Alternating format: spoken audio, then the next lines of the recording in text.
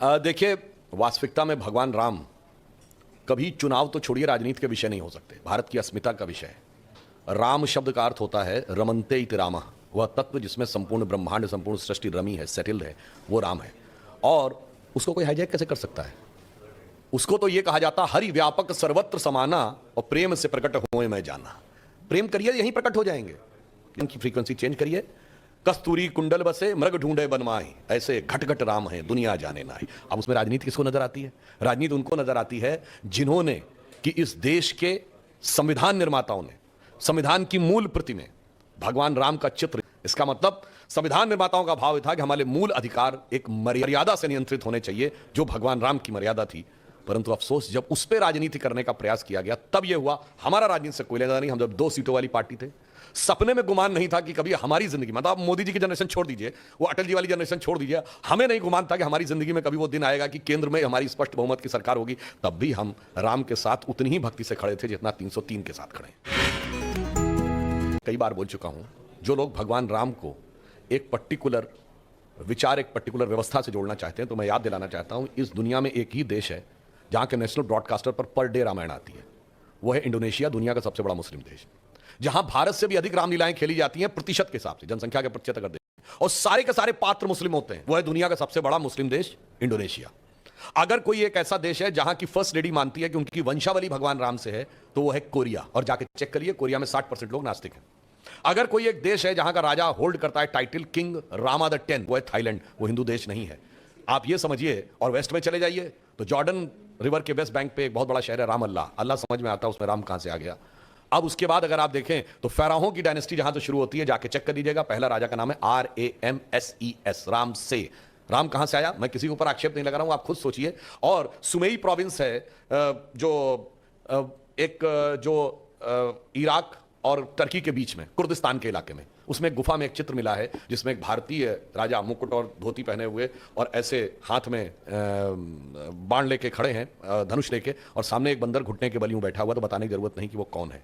और होंडुरास में जाके चेक करिए, मंकी गॉड, पूरब से लेके पश्चिम तक ये हिंदू हैं, और उस कारण से उन्हें आपत्ति है। तो मुझे अटल जी की कविता की वो पंक्ति याद आती है कि मैं अखिल विश्व का गुरु महान, देता विद्या का अमरदान, मैंने दिखलाया मुक्ति मार्ग, मैंने सिखलाया ब्रह्म ज्ञान, मेरे वेदों का ज्ञान अमर, मेरे वेदों की ज्योति प्रखर, मानव के मन का अंधकार क्या कभी सामने सका ठहर। अब आगे समझिए, मेरे स्वर नभ में गहर गहर, सागर के जल में छहर छहर, इस कोने से उस कोने तक, इंडोनेशिया से लेके होंडुरास तक, कर सकते जगती सौरभ में, हिंदू तन मन हिंदू जीवन, रग रग हिंदू मेरा बल। इंडोनेशिया वर्ड का मीनिंग जानते क्या होता है? नीजिया वर्ड एक ग्रीक वर्ड है जिसका मतलब होता है द्वीप। इंडो मतलब इंडियन, भारतीय द्वीप। और बहुत से लोगों को शायद ना पता हो कि इंडोनेशिया की कैपिटल का नाम जानते क्या है? जकार्ता। इसका ओरिजिनल नाम क्या है? जयकर्ता। आज भी जाके चेक कर लीजिएगा कि जकार्ता के जो बगल का प्रोविंस है उसका नाम आज भी योग कर है। तो जो राम के काल में हुआ कि सबको साथ में लेकर और सबको समाज में सम्मान स्थान देते हुए तब राम का राज्याभिषेक हुआ, वही राम मंदिर के काल में भी हो रहा है।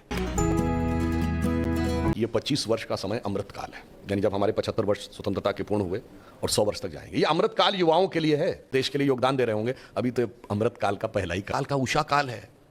अभी आगे क्या होगा? और ये काम पहले राम हुए थे कि नहीं, पहले बताओ। ये अयोध्या यही थी कि नहीं, बताओ। अगर थी भी तो ये बताओ कि यहीं पे हुए थे कि नहीं।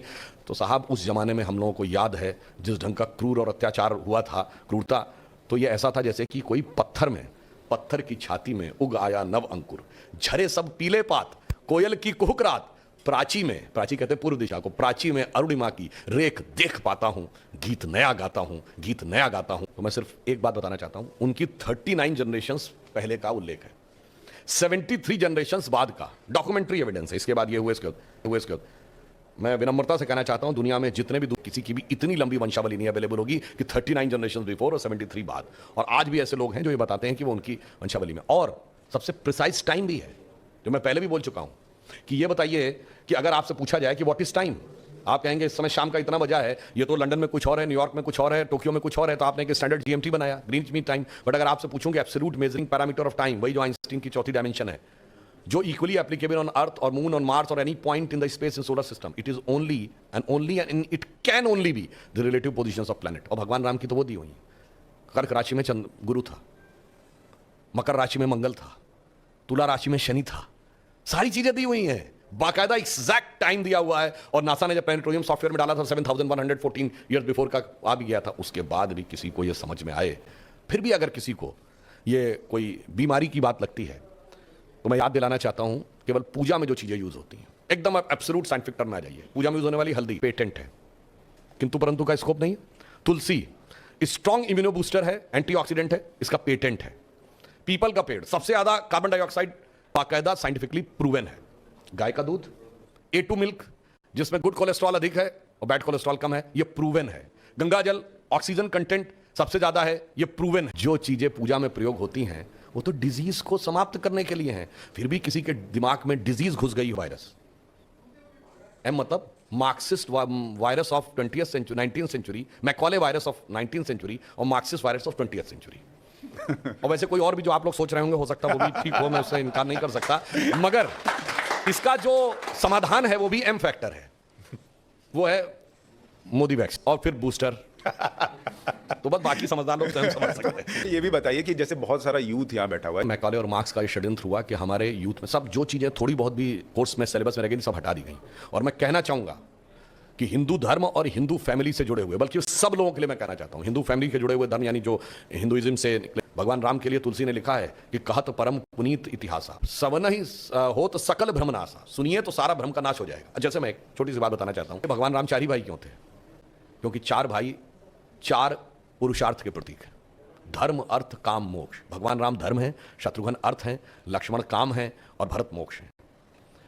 भरत मोक्ष के प्रतीक हैं तो खड़ाऊ रख के, यानी धर्म के किसी प्रतीक को रख के तपस्या करेंगे, मोक्ष प्राप्त होगा। और शत्रुघ्न अर्थ के प्रतीक हैं तो इसलिए वो राजधानी में ही रहेंगे, अर्थ कभी छोड़ के नहीं जा सकता। इसीलिए आप देखिए, कहा तो जाता राम लक्ष्मण की जोड़ी, मगर तुलसी बाबा ने लिखा हनुमान चालीसा में कि रघुपति कीनी बहुत बड़ाई, तुम मम प्रिय भरत ही संभाई। क्यों? देखिए, कामना को तो धर्म सबसे प्रिय होना चाहिए, लक्ष्मण को राम प्रिय होने चाहिए, धर्म को मोक्ष। और 3 क्यों जो होना जरूरी था? ये चारों चीजें एक ही स्रोत से नहीं आ सकती। धर्म सतोगुण से आएगा तो कौशल्या जी सतोगुण का प्रतीक हैं, तो राम की मां है। अर्थ और काम रजोगुण से आएगा तो सुमित्रा जी रजोगुण का प्रतीक हैं, तो उनसे काम और अर्थ उत्पन्न होगा। और केकई तमोगुण की प्रतीक है, मोक्ष प्राप्त करने के लिए तमोगुण के पार जाना पड़ेगा। इसलिए महाराज दशरथ की 3 ही रानियां हैं, 2 या 4 नहीं। और फिर यहां पे मैं ये भी कह दूं, मतलब इसको कोई अन्यथा न ले, मैं मतलब ये नहीं कह रहा हूं, इसमें सबसे सुंदर कौन था? केकई। तमोगुण सबसे आकर्षक होता है। एक चीज में इतना गहरा अर्थ निकलेगा कि फिर अगर एनी बेसेंट ने कहा था कि for 40 years I have studied a religion by the name of Hinduism, the more you study, the more you love it, the more you get involved। ये देश जिसको आप धर्मनिरपेक्ष कहते हैं, देश धर्मनिरपेक्ष नहीं है, ये धर्म प्राण देश है। क्योंकि इस संसद की लोकसभा स्पीकर के पीछे की जो पीठ है उसके पीछे लिखा हुआ है धर्म चक्र प्रवर्तना है, प्रवर्तन के लिए। अशोक का जो चक्र है हमारे राष्ट्रीय ध्वज में, वो धम्म चक्र है, वो धर्म का चक्र है। हमारे सुप्रीम कोर्ट के अमल में लिखा यतो धर्मस ततो जया। और जिसको कोई कंफ्यूजन हो तो इस देश में जब जब बड़ा कोई आंदोलन खड़ा हुआ है तो उसके मूल में धर्म था। 1857 में खुद ही लोग कहते हैं ना कि कारतूसों को लेकर गाय की चर्बी के कारतूस और सुअर की चर्बी के कारतूस कहते हैं। उसके बाद इस देश में सबसे पहले चेतना किसने पैदा की? लोकमान्य तिलक ने गणपति जयंती के द्वारा, जो आज गणपति जयंती मनाई जाती है, यानी धार्मिक आधार के ऊपर उन्होंने लिया। फिर महात्मा गांधी ने कहां से पिकअप किया? राम राज्य के विचार के साथ। और उसके बाद अगर आप देखें, देश का धर्म के आधार पर विभाजन हुआ। और उसके बाद अगर सबसे बड़ा आंदोलन हुआ तो गोरक्षा आंदोलन 1967 आंदोलन, जिसने कि भारत की राजनीति की धारा बदल दी, राम जन्मभूमि का आंदोलन। तो मेरे भाई, यह धर्मनिरपेक्ष नहीं, धर्म प्राण देश है, परंतु धर्म की दृष्टि देखने के लिए भी कम से कम उस ढंग की दृष्टि भी होनी चाहिए। बहुत लोग कहते हैं 2024 में अगर रामलला आ गए और मोदी जी भी मान लीजिए आ गए, क्या राम राज्य आ जाएगा? राम राज्य की क्या परिकल्पना आज के समाज में हो सकती है? और दूसरा, क्या हिंदू राष्ट्र बनने की तरफ बढ़ रहा है? देखिए, बात यह है, भगवान राम ने अपने समय में राम राज्य की परिकल्पना की गई कि बैर न कर काहू सन कोई, राम प्रताप विषमता कोई, किसी से कोई बैर नहीं। अब मोदी जी उसी पर तो चल रहे हैं। बगैर जाति धर्म का भेद किए हुए 70% लोगों को, माइनॉरिटी के भी, किसी न किसी योजना का लाभ मिला है। भगवान राम का मंदिर ऐसे नहीं बन रहा है, पहले 4 करोड़ गरीबों को प्रधानमंत्री आवास योजना की तरह आवास मिला है, और उसमें से 3 करोड़ ऐसे हैं जहां रजिस्ट्री पे ओनरशिप में परिवार की महिला का नाम लिखा है। यानी इतना होने के बाद वो सबके साथ किया है, तो जिसको आप राम राज्य कहते हैं, 3 करोड़ ऐसे हैं जहां रजिस्ट्री पे ओनरशिप में परिवार की महिला का नाम लिखा है।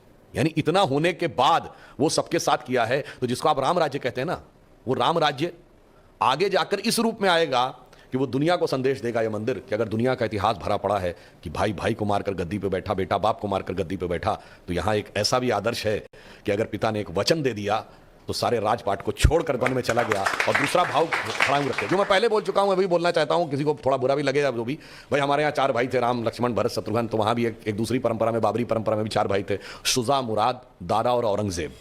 तो एक ने बाकी 3 को खत्म कर दिया था और इस पर भी उसे संतोष नहीं हुआ, अपने बाप शाहजहां को जेल में डाला, सगे बड़े भाई दारा शिकोह का सर काट के थाली में सजा के अपने बाप शाहजहां के पास उसने जेल में भेजा। तो एक तरफ है भाई की रखी हुई खड़ाऊं और एक तरफ है भाई के रखे कटे हुए सर। और इतना ही नहीं, शाहजहां को आखिरी दिनों में 1 सुराही पानी देता था, और जब शाहजहां ने कहा कि मेरा पानी का कोटा बढ़ा दो तो उसने कहा उतने में काम चलाओ। तो एक फारसी का शेर है जो मुझे याद नहीं है, उसका अर्थ बता देता हूं। दुखी होकर अपने अंतिम समय में शाहजहां ने लिखा कि तू जिंदा बाप को पानी के लिए तरसा रहा, तुझसे तो अच्छे वो काफिर हिंदू हैं जो पितृपक्ष में मरे हुए बाप को भी तर्पण देते हैं जाके। आप सोचिए कि आप अपने परिवार में क्या चाहते हैं मेरे भाई, किसी धर्म को मानने वाले हो, आप अपने परिवार में क्या चाहते हो? 4 भाइयों में वो प्रेम हो या 4 में से 3 की गर्दन उड़ जाए? बहुत लोग ये भी कह रहे हैं, आपके पास वक्त कम है, मैं थोड़ा सा और वक्त ले रहा हूं बस, कि बाबरी मस्जिद जो है उसको उस दिन याद करेंगे, अल्लाह से कहेंगे कि हमारी बाबरी मस्जिद के साथ क्या हुआ। संघ कहता है कि मुसलमान तो हैं, वो पहले हिंदू ही थे, वो भी राम के ही वंशज होंगे एक तरीके से। देखिए, मैंने आपसे कहा कि बाबरी परंपरा में क्या है वो मैंने बता दिया। और वैसे जो लोग बाबरी मस्जिद की बात करते हैं, ये बाबरी मस्जिद का उल्लेख तजुके बाबरी में तो नहीं है, उसके बाद हुमायूंनामा में भी नहीं है, आईने अकबरी में भी नहीं है, जहांगीरनामा में भी नहीं है, शाहजहांनामा में भी नहीं है। और उस समय जो फॉरेन ट्रेवलर्स आए, जिसमें विलियम फिंच जो लंबे समय तक रहे अयोध्या में, उन्होंने रामकोट पूजा सबका वर्णन किया मगर मस्जिद का वर्णन नहीं किया। हाँ, जोसेफ टिफेंथलर आया है आफ्टर औरंगजेब, उसने वहां पे मस्जिद का वर्णन किया है और कहा है कि वहां पे संघर्ष चलता है, एक हिस्से के ऊपर ही रहते हैं, यानी आफ्टर औरंगजेब। तो भाई ये जो आप सो कॉल्ड मस्जिद कहते हैं, मुझे लगता है सुप्रीम कोर्ट ने सदैव उसको डिस्प्यूटेड स्ट्रक्चर कहा, विवादित ढांचा। सुप्रीम कोर्ट ने कभी बाबरी मस्जिद नहीं कहा। जो विवादित ढांचा कहते थे उसको बाबरी मस्जिद कह के भावनाएं भड़काई हैं। वैसे ऑन द लाइटर नोट में एक और बात कहना चाहता हूं, जब राम मंदिर बनने वाला था तो बहुत से लोग ज्ञान देते थे कि यहाँ पे अस्पताल बना दीजिए, यहाँ पे वो लाइब्रेरी बना दीजिए। अभी तक मैंने किसी लेफ्टिस्ट या सेकुलरिस्ट का ये सुझाव नहीं सुना है कि वो जो मस्जिद के लिए जमीन दी गई है वहाँ लाइब्रेरी बनवा दीजिए या वहाँ पे अस्पताल बनवा दीजिए। ये सारा ज्ञान एक तरफा दिया जाता है। जल्दी से एक सवाल ले लेंगे ऑडियंस। भारत की विपक्षी पार्टियां आजकल सनातन धर्म को भी गाली दे रही हैं। आप इस राजनीति को कैसे देखते हैं कि ये विपक्ष की अधिकतर पार्टियां, इंडिया अलायंस की मैं बात करूं, तो ये श्री राम मंदिर का विरोध कर रही हैं, सनातन धर्म को गाली दे रही हैं, और एकमात्र भाजपा जो राम मंदिर का आंदोलन भी किया और बन भी रहा है, इसको आप कैसे देखते हैं? इसके लिए मैं आपको 2-3 किताबें सजेस्ट करता हूं।